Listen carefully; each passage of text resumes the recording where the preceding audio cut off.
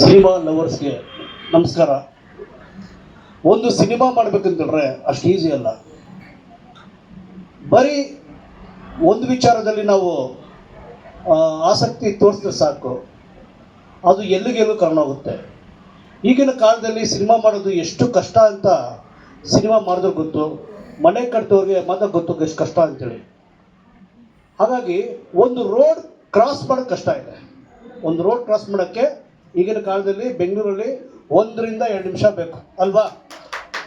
ಒಂದು ಸಿನಿಮಾ ಮಾಡೋಕ್ಕೆ ಎಷ್ಟು ಕಷ್ಟ ಇದೆ ಅಂತೇಳಿ ಆ ಡೈರೆಕ್ಟರ್ ಗೊತ್ತು, ಆ ಒಂದು ಪ್ರೊಡ್ಯೂಸರ್ ಗೊತ್ತು. ಈ ಎರಡು ಕೆಲಸನೂ ಒಂದೇ ವ್ಯಕ್ತಿ ಮಾಡಿದ್ದಾರೆ.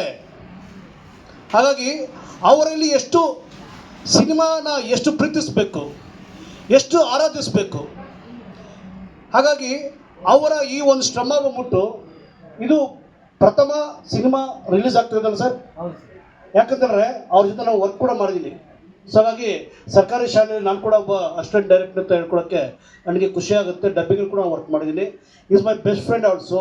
ಸೊ ಹಾಗಾಗಿ ಈ ಒಂದು ಮೊದಲನೇ ಹೆಜ್ಜೆ ಯಾರೆಲ್ಲ ಇಲ್ಲಿ ವರ್ಕ್ ಮಾಡಿದ್ದಾರೆ, ಟೆಕ್ನಿಷಿಯನ್ಸ್ ವರ್ಕ್ ಮಾಡಿದ್ದಾರೆ, ನಾನು ಅವ್ರಿಗೆ ಎಲ್ಲರೂ ವಿಶ್ ಮಾಡ್ತಾ ಇದ್ದೀನಿ.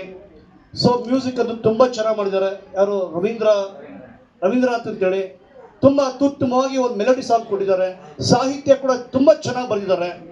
ಸೊ ಇದಲ್ಲದಂತಂದರೆ ಪ್ರತಿಯೊಬ್ಬರು ಪಾತ್ರ ಕೂಡ ಏನಿದ್ದಾರೆ ನಾವು ಗಮನವಿಟ್ಟು ನೋಡಿದ್ರೆ ಏನಪ್ಪ ಹಿಂಗೆ ಈ ರೀತಿ ಒಂದು ಕ್ಯಾರೆಕ್ಟರ್ ಮಾಡಿದ್ದಾರೆ, ಪರ್ಕಾಯ ಪ್ರವೇಶ ಆಗಿದ್ದಾರೆ. ಪ್ರತಿಯೊಬ್ಬರು ಕೂಡ ಪಾತ್ರ ಮಾಡ್ತಾ ಇಲ್ಲ, ಡೈಲಾಗ್ ಹೇಳ್ತಾ ಇಲ್ಲ, ಆ ಪಾತ್ರನೇ ಅವರಾಗಿದ್ದಾರೆ ಬಂದ್ಬಿಟ್ಟು. ಯಾಕಂದರೆ ಆ ಸಿನಿಮಾ ಅಲ್ಲಿ ಅವರು ಇದು ನನ್ನ ಪ್ರಥಮ ಹೆಜ್ಜೆ ಅಲ್ಲ, ಇದು ನನ್ನ ಕೊನೆಯ ಸಿನಿಮಾ ಅಲ್ಲ, ಇದು ನನ್ನ ವೃತ್ತಿಪರದಲ್ಲಿ ಒಂದು ಮೈಲಿಗಲ್ಲು ಸಾಧಿಸಬೇಕಂತ ಒಂದು ಥಾಟ್ಸ್ ಮಾಡ್ಕೊಂಡು ಮಾಡ್ತಾರಂತ ಒಂದು ಅವರ ಒಂದು ಇಂಟೆನ್ಷನ್ ಆ್ಯಕ್ಟ್ ಮಾಡಿದ್ದಾರೆ.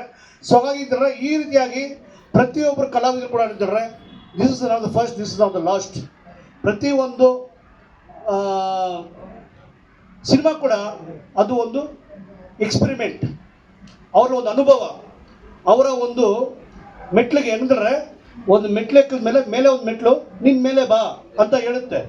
ಹಾಗಾಗಿ ಈ ಸಿನಿಮಾಲ್ಲಿ ಯಾರೆಲ್ಲ ಆ್ಯಕ್ಟ್ ಮಾಡಿದ್ದಾರೆ, ಮುಂದಿನ ಸಿನಿಮಾದಲ್ಲಿ ಇದಕ್ಕಿಂತ ಒಂದು ಒಳ್ಳೆ ಪಾತ್ರ ಸಿಗಲಿ, ಇದಕ್ಕಿಂತ ಒಳ್ಳೆ ಒಂದು ಯಶಸ್ಸು ಸಿಗಲಿ ಅಂತ ನಾನು ಹಾರೈಸ್ತಾ ನನ್ನ ಮಾತುಗಳನ್ನ ಮುಗಿಸ್ತಾ ಇದ್ದೀನಿ.